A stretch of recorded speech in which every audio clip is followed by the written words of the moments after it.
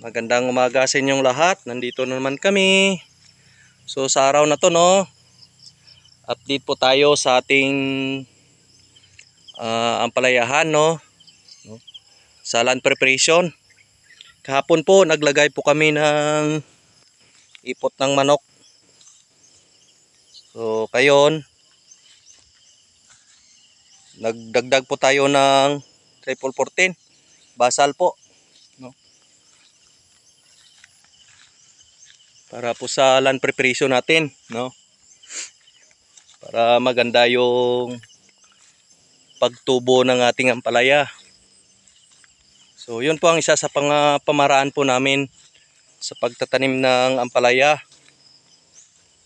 Dapat sa land preparation pa lang maganda na, no. So yun po, no. Dati hindi po ako naglalagay ng ipot ng manok, nagbasal ng abono. Iba talaga, no. Sa tagal ko po nagtatanim, iba talaga yung may ipot ng manok at saka nagbasal ng abono, no. May pabaon po tayo sa ating tanim. So bukas mag-ano na kami, mag punla, no. So makikita po natin na ready na itong aming seedbed, no. Itong taniman namin, yung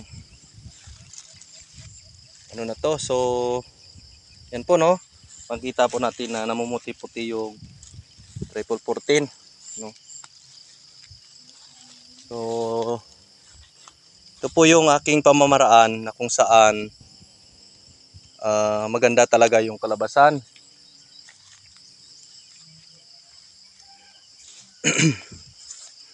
So hindi po ako dali-dali kagad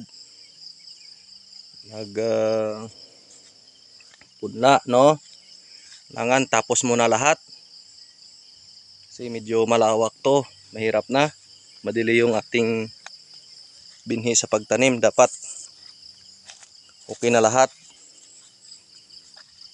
So yun po, no, step 7 po natin to, no. Nagbasal po kami kahapon, step 6 nagbasal kami ng ipot ng manok. Ngayon po ay nagbasal ulit kami ng triple 14. So pag magdaktingan po yung mga kasama ko, ito po yung plastic na to, balik na namin. Tapos ready na, no. Hintay na lang ng ilang araw, magpunla po kami.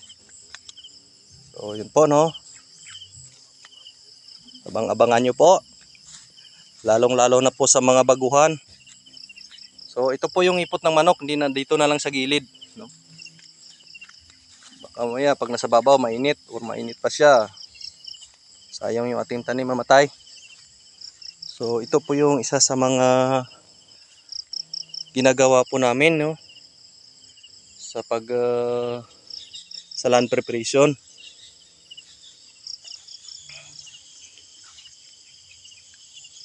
So ito po, no, makikita po natin na medyo magbagal-bagal to gagawin, pero sige lang.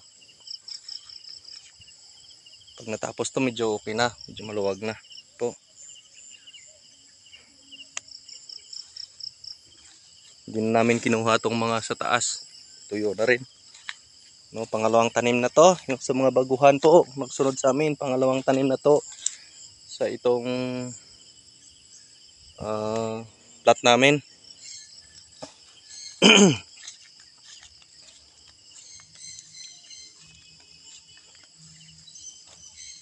So makikita po natin, no, na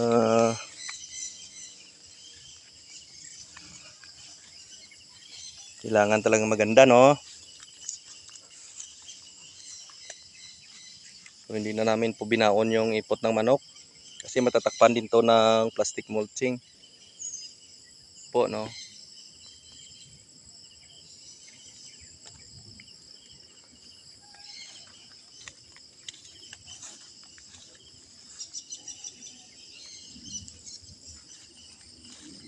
dapat prepare talaga ng maganda, no? Ayos. Para hindi po tayo malugi or mapilyor.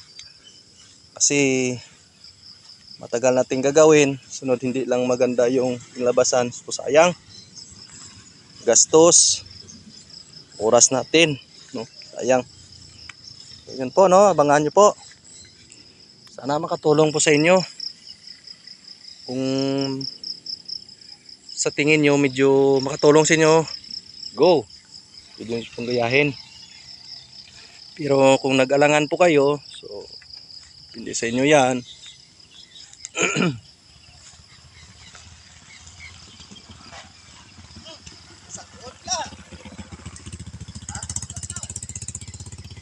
Po, no? Taniman.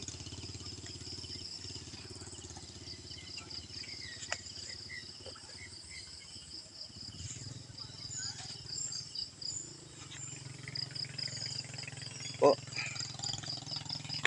So ito pa yung hindi nalagyan ng ipot ng manok. Mga 6, mga 7 linya pa. So habang hindi pa dumating, no, igagawin po kami. So yun lang po, no, sa araw na to, update po natin. So halos araw-araw po may ginagawa po kami dito. Abangan nyo po kung anong sunod naming gagawin, no. So yun lang po. God bless sa lahat. God bless.